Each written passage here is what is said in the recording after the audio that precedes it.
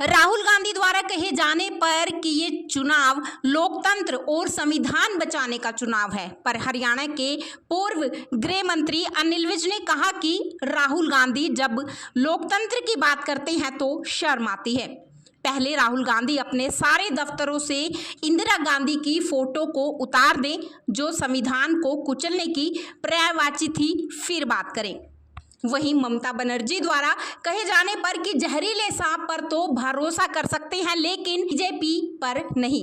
ही अनिल विज ने कहा कि जिसने सांपों की खेती कर रखी हो, रहती ही सांपों में हो, खेलती सांपों से हो, उसको सांप क्या कहेंगे। उन्होंने कांग्रेस के मैनिफेस्टो को लेकर भी प्रतिक्रिया दी। राहुल गांधी जी जब लोकतंत्र की बात करते हैं तो बहुत अच्छा लगता है, क्योंकि जिस पार्टी के ये हैं, जिस परिवार के ये हैं, उन्होंने संविधान को पैरों से रोका है। इनकी दादी इंदिरा गांधी ने ही 1975 में इमरजेंसी लगाई थी और 1 लाख से ज्यादा लोगों को झूठे केस बनाकर जेलों में डाल दिया था। समाचार पत्रों में भी कोई लिख नहीं सकता था, सेंसरशिप लगा दी थी। अब उस परिवार का बंदा आज लोकतंत्र की बात करे तो शर्म आती है। पहले राहुल गांधी ने अपने सारे दफ्तरों से इंदिरा गांधी की फोटो को उतार दें, जो संविधान को कुचलने की पर्यायवाची थी, उसकी फोटो को उतारे सब जगह से, फिर वो बात करें, फिर समझ आएगी। जिसने सांपों की खेती कर रखी,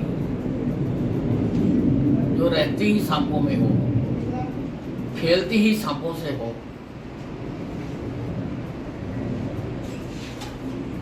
उसको सांप क्या कहें।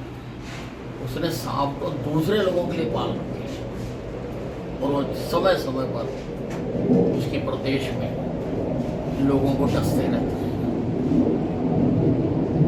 वहां पर संदेश खाली जैसे कांड होते हैं, ये उन सांपों की वजह से ही होते हैं जो ममता बनर्जी ने काट रखे, पाल रखे हैं। तो उसको तो सांपों पर भरोसा है, उसको किसी और की क्या चुनना है। ये ऐसा है, कांग्रेस ने हमेशा देश को तोड़ने वाली नीतियां बनाई।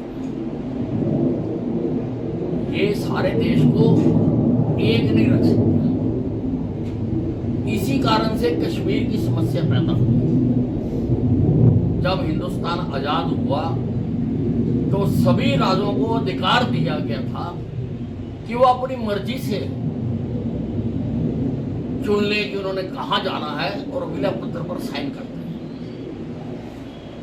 कश्मीर के महाराजा ने भी उसी विलय पत्र पर साइन किया जिस पर देश के दूसरे राज्यों ने किया। लेकिन कांग्रेस की और जवाहरलाल नेहरू की नीतियों के कारण वो हिंदुस्तान का अभिन्न अंग होते हुए भी इतने सालों तक अलग रहा। उसका अलग संविधान था, अलग विधान था, अलग झंडा था। ये कांग्रेस की बदौलत ही था।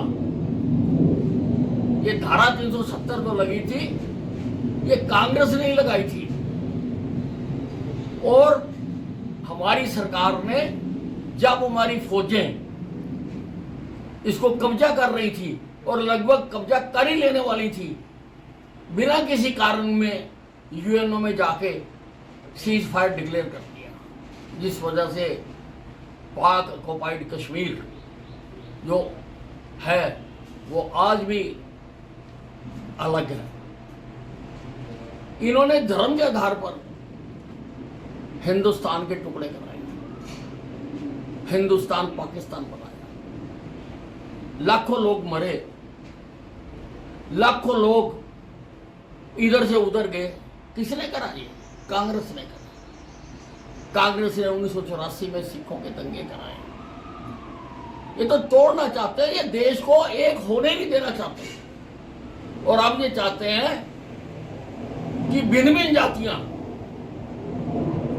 आपस में लड़ मर पड़े। इनको आनंद आता है जब दूसरों की बर्बादी होती है।